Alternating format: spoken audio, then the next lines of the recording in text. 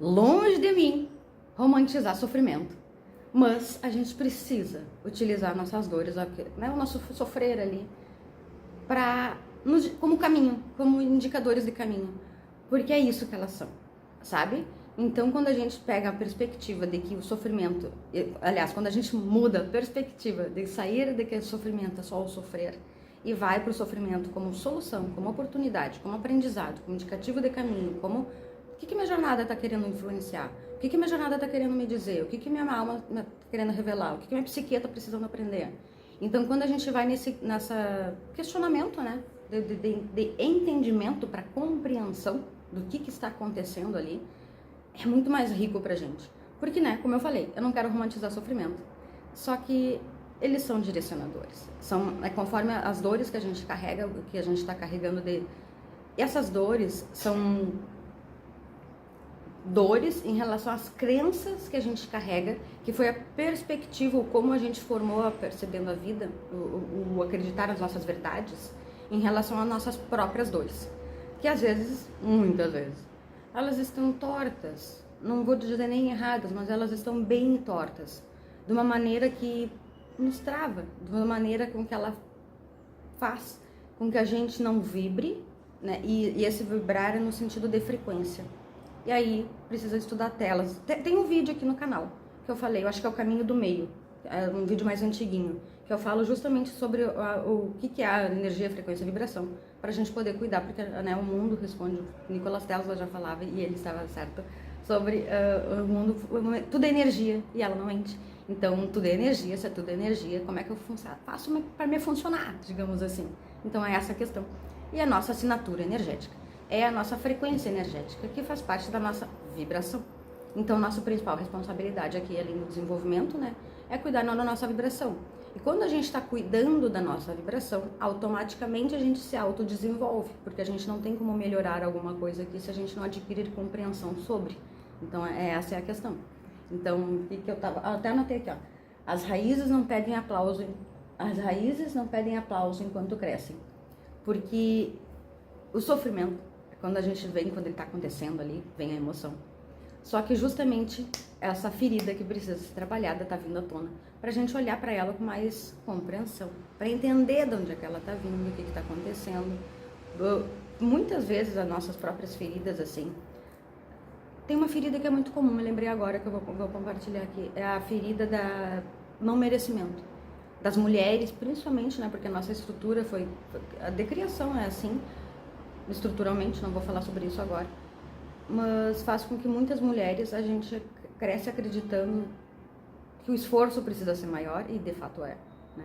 Mas que o esforço precisa ser maior, tudo precisa ser mostrado que é competente, que pode, que tem habilidade, que tem conhecimento, que sabe?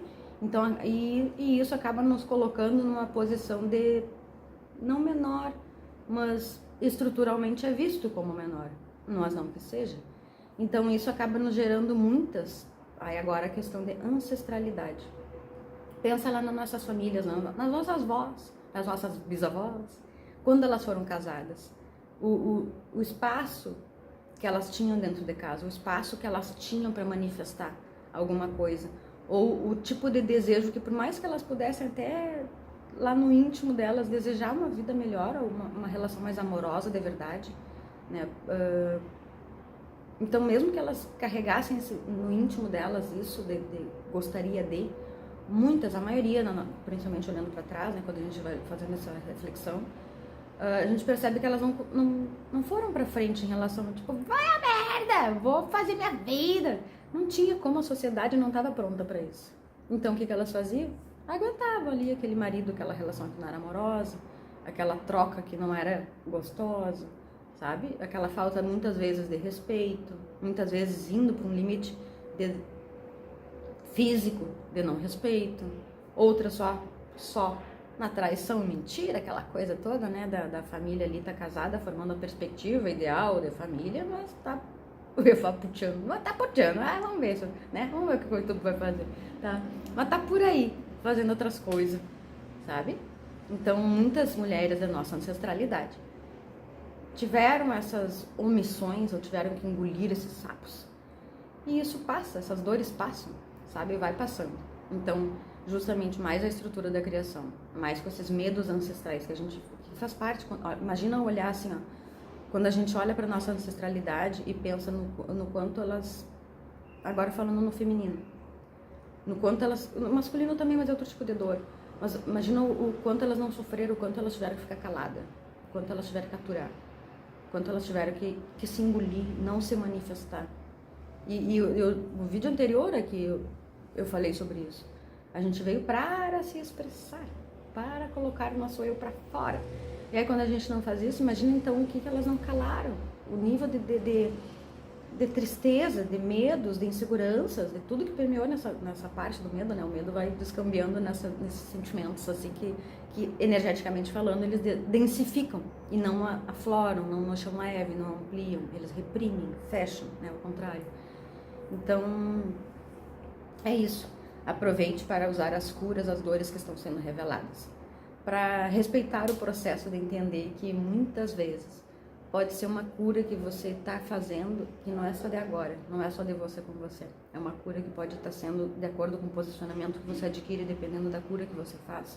Se você está na última parte, quando a gente vai curando, digamos que ela tem umas 3 partes, tá?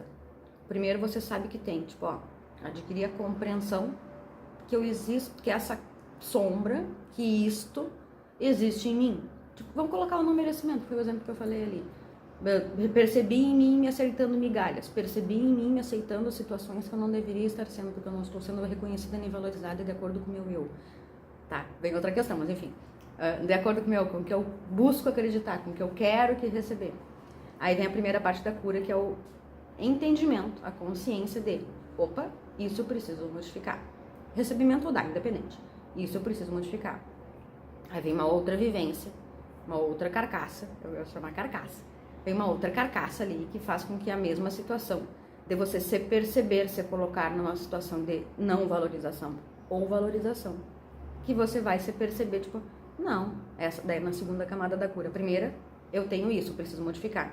A segunda, você continua aceitando migalha, continua numa relação pobre emocionalmente, continua sendo uma relação que não te agrega, mas você tá ali ainda, daí de repente você se dá conta que, opa, não, peraí, tem algo errado aqui. Aqui também está sendo dessa forma, aqui também está sendo migalhoso. Não é assim que eu quero. Aí tem um outro insight nesse segundo momento, no segundo estágio da cura, digamos assim. Que o primeiro você reconhece que tem, aí independente do que for, vem o ciclo repetitivo. Você não invade, mas você flui, você vai, você entra naquilo ali, não percebe que é uma repetição desse ciclo. É assim que é a cura. Você entra naquilo ali novamente. E aí, dependendo do número de tempo, dependendo do nível de estágios que conseguiu ali liberar os gatilhos para fazer com que aflore, aí você se percebe, tipo, opa, pera que isso aqui também é, deixa eu sair daqui. Aí vem, você sai. Aí vem o terceiro estágio da cura, o que acontece? Vem a outra carcaça, mesma situação, ou, né, mesma linha, digamos assim, querendo provocar o mesmo resultado. Vem outra carcaça. E aí você percebe, antes das bandeiras vermelhas, red flag, né? Antes da bandeira se erguer, você percebe a situação, tipo, não, isso é aquilo lá, aquilo lá, aquilo lá, aquilo lá. E eu não quero, porque eu quero isso, isso e aquilo, né? Tipo, já as definições de valores em relação às coisas que você quer receber. Então, no primeiro momento, você vive a situação, dói, e aí você se percebe que precisa modificar, porque foi aquele ponto que gerou a dor, que é isso que precisa modificar dentro de você para elevar o recebimento. Vem no segundo ponto, acontece a mesma questão, carcaça diferente, como eu falei ali, acontece a mesma questão, você se percebe o que precisa modificar, cai a ficha de entendimento do que precisa fazer. Aí na terceira, sim, na terceira, entre aspas, pode acontecer mais vezes conforme você vai rodar nas provas. Aí vem a terceira vez, aí você percebe, não botarei meu pé nessa água, né? Com licença. Então essa é a cura. Então, de acordo com a nossa interpretação, compreensão, aí quando chega nessa parte que você bota o hábito, o comportamento já diferente em relação a tudo, quebrou o pradão. Pronto. Agora vem uma outra prova de situação, só para perceber se esse comportamento vai ser mantido. Sempre tem um teste, o universo adora testar a gente. Eles querem ter a certeza de que a gente está passando na prova com louvores, mais ou menos isso. Então vem ali as curas, compreensão, integração, modificação, E aí depois vamos ver se é verdade mesmo, vamos ver se mudou, né? Aí veio o teste. Então é isso. Então aproveitem as dores, aproveitem as coisinhas que acontecem, para não ficar mergulhado no sofrimento. Não esconde para baixo do tapete, porque mais tarde ela vai acontecer de novo e vai ser necessário trabalhar. Ou seja, todas as dores que a gente passa é necessário trabalhar. Não esconde para baixo do tapete, que só vai acumular bagagem, só vai fazer com que você amplie, prolongue ciclos repetitivos, amplie a prolongação desses ciclos acontecendo. Então é isso. Use as coisinhas, as dores como cura, como direcionadores para poder se curar. É isso, bom dia, beijo.